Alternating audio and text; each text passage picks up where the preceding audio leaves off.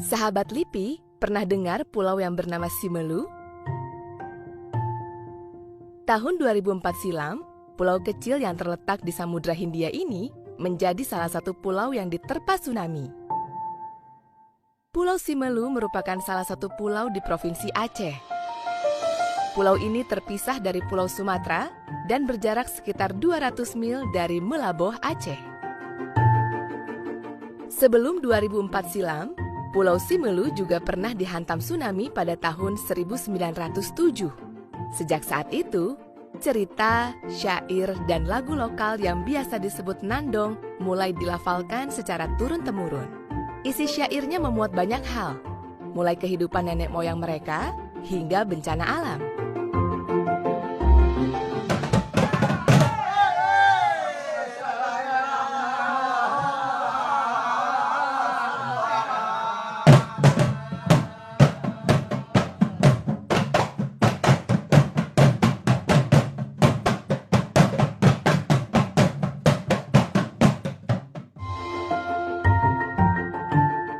Kearifan lokal ini yang menjadikan masyarakat Simelu cepat sadar dan tanggap terhadap tanda-tanda bencana alam.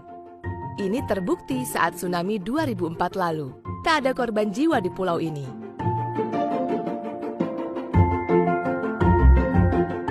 Pulau yang dalam dialek lokal disebut Simelur ini juga merupakan tempat surfing kelas dunia loh. Bahkan, ajang International Surfing Championship diadakan setiap tahun di pulau ini.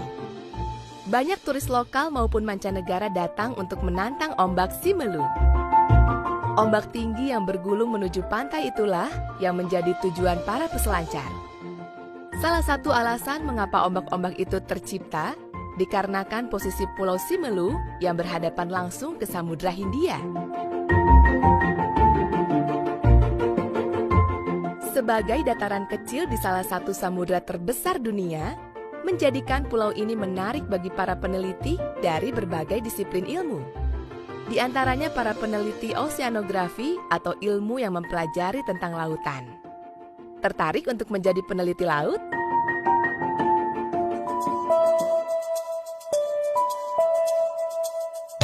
Di tahun 2017 lalu, para peneliti oseanografi LIPI melakukan ekspedisi di Pulau Simelu.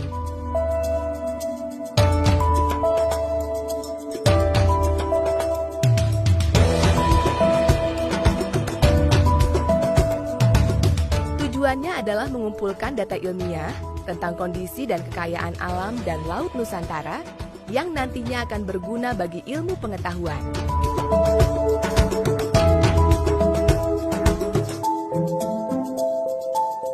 Para peneliti ini terbagi dalam beberapa bidang keilmuan, seperti bidang geologi, oseanografi, pencemaran laut, dan biodiversity. Wah, terdengar rumit ya? Kalau kamu penasaran pekerjaan peneliti itu seperti apa, dan apa saja yang mereka lakukan di lapangan, yuk kita ikut meneliti bareng mereka.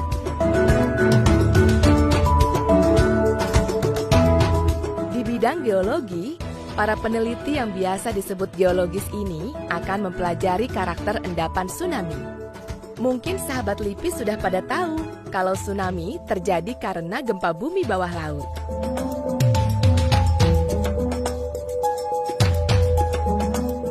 Selain itu, peneliti juga mempelajari geokimia, mineral berat, fosil foraminfera, dan sebagainya yang nantinya kesemua data tersebut akan dianalisis lebih lanjut untuk perkembangan ilmu pengetahuan. Di bidang oseanografi, para peneliti mengambil sampel air di kedalaman tertentu menggunakan CTD. CTD itu merupakan sensor yang mampu merekam data terkait massa air, seperti tekanan dan kedalaman, temperatur, serta mendeteksi nilai konduktivitas air atau sifat daya hantar listrik di suatu perairan.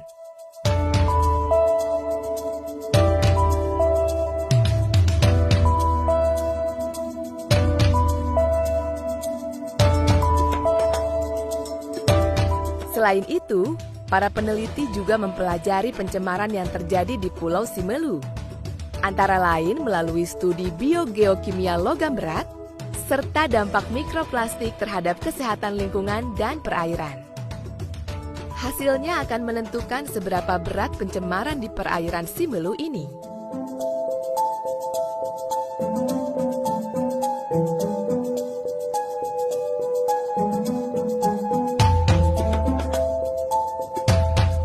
Peningkatan konsentrasi gas rumah kaca di atmosfer mendorong perubahan iklim global.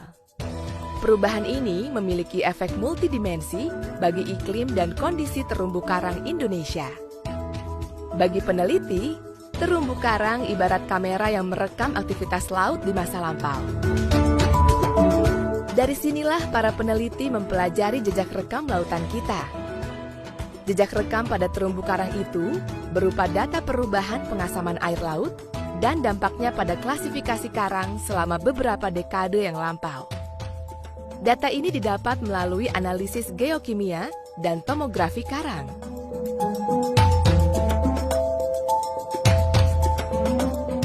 Biodiversitas atau lebih dikenal keanekaragaman hayati merupakan studi tentang keanekaragaman organisme pada satu daerah.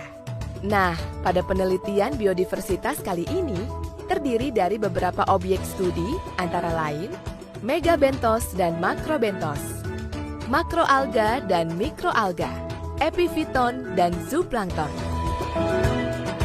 serta spons laut.